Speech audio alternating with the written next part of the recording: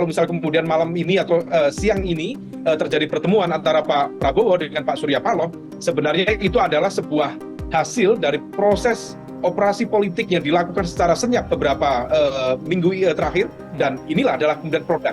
Dan ini mensimbolkan bahwa sudah ada titik temu.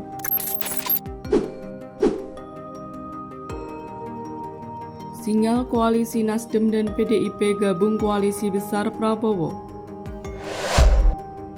Senada Direktur Eksekutif Trias Politika Strategis Agung Baskoro berpendapat Nasdem akan bergabung dengan koalisi Prabowo Gibran dan bisa jadi malah ada arahan dari PDIP.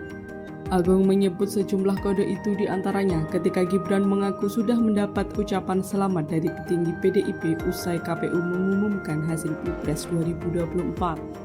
Kemudian politikus PDIP Dedi Yefri Sitorus menyampaikan bahwa Prabowo sempat menjenguk bendung PDIP Oli Dondo Kambei yang tengah sakit. Usai Nasdem dan PDIP bergabung dengan koalisi Prabowo Gibran, Agung menyebut PKB akan mengikuti langkah mereka masuk ke dalam pemerintahan.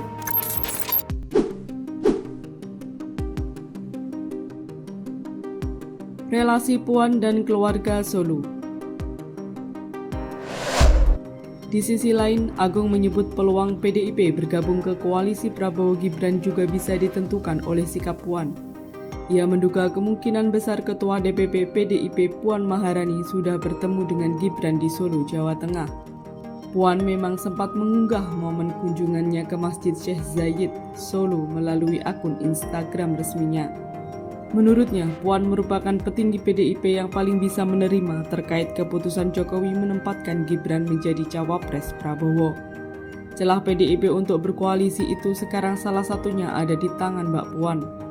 Menurut Agung, selama ini keluarga Solo dengan Puan hubungannya bagus. Dia masih melihat ada kemungkinan PDIP merapat ke pemerintahan Prabowo Gibran. Berada di luar pemerintahan, kata Agung, sangat membutuhkan stamina politik yang cukup tinggi. Hal itu lantaran banyak sumber daya yang terbatas, baik ekonomi, politik, maupun perlindungan hukum.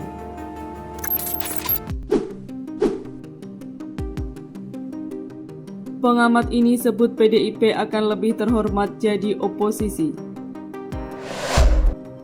Pengamat politik Universitas Andalas, Asrinaldi memprediksi PDIP malah akan menjadi oposisi. Menurutnya, PDIP akan lebih terhormat berada di luar pemerintahan. Posisi itu akan membuat PDIP tetap eksis pada pemilu 2029 mendatang.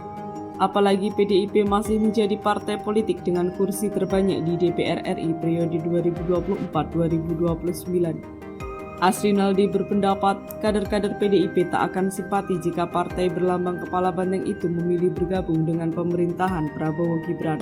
Menurutnya di kubu Prabowo sendiri tidak nyaman kalau PDIP bergabung dengan pemerintahan Prabowo Gibran, sehingga kekuasaan itu juga sulit untuk dikontrol ketika ada partai besar masuk ke dalam pemerintahan, ujarnya. Sementara Gerindra sendiri partai yang tidak dominan di DPR dibandingkan PDIP, jelasnya.